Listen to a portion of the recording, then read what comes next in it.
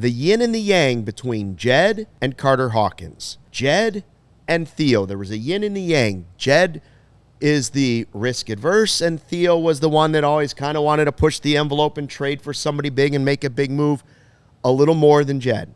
So that worked well together. Is it possible you have two risk adverse guys in there in Carter Hawkins and Jed? Carter made a comment that has Cubs fans fired up.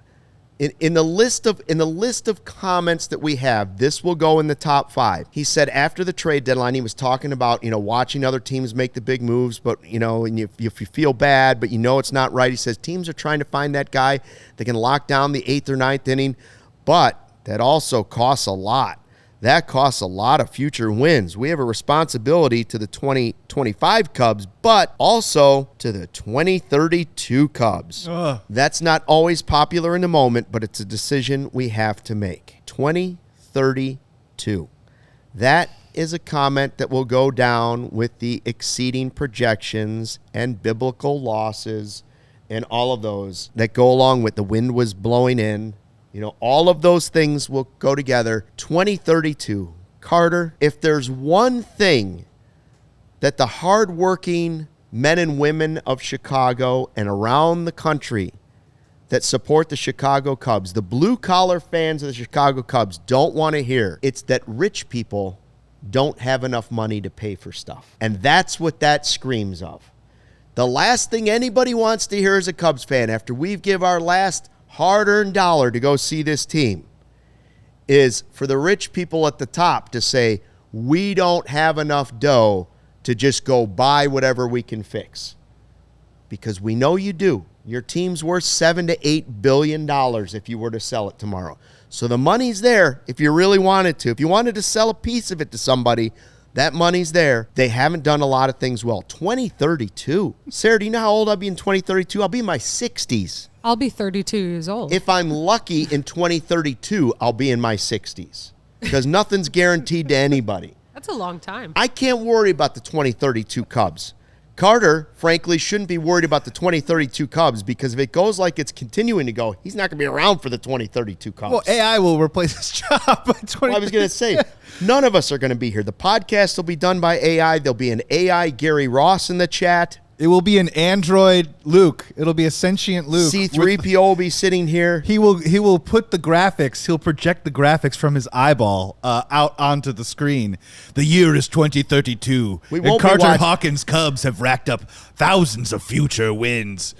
By then, we won't even be watching real baseball. We'll be watching on an iPad or whatever the next new thing is. We'll be watching kids play a video game that looks like real baseball. Well, and unfortunately, that's probably what's going to happen. Unfortunately, I think he let slip a couple of things that you need to maybe know about how they operate that I think have eternally frustrated Cubs fans over the last several years. The first one, let's just keep this in the present for a second. The 2032 Cubs and talking about future wins. He was talking about that in reference to a trade deadline where they didn't do anything for the current present Cubs team trying to earn current present wins. And we got on there and we talked about how this middling of a trade deadline, I'll phrase it like that. If I was a player on the Cubs, I would be upset. We've all signed contracts. We've all gotten together. Kyle Tucker's thinking about staying long term. And you're worried about the 2032 Cubs? And my thing is, and this is what gets kind of missed about this, and I think fans really appreciate this, is that I think these guys sometimes don't think enough about legacy and they think more about security, and I think that is sometimes insulting to the fan base. When Carter says that, Carter thinks, I'm going to still have a job in 2032. What if you went out and got us 2 World Series in the next 7 years, and you're maybe not with the Cubs in 2032, but forever, your name will be synonymous and your legacy will be tied to the great Chicago Cubs history of winning these World Series after everything that's gone on for all these years in this franchise. I think that's where you kind of miss the boat a little bit. And I'm with you, man. 2032, like, I don't even want to get into it, right? But who knows what's going on in the world in 7 years and what's going to happen. And this does harken back a little bit to the biblical losses of 2020.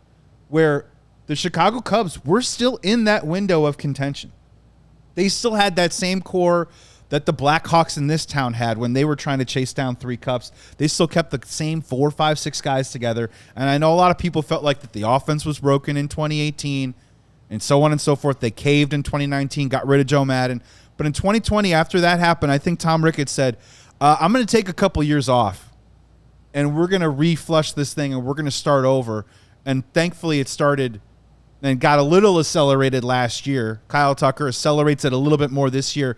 But they're just not willing to put the foot on the gas because I think Carter Hawkins told you they're worried about 2032.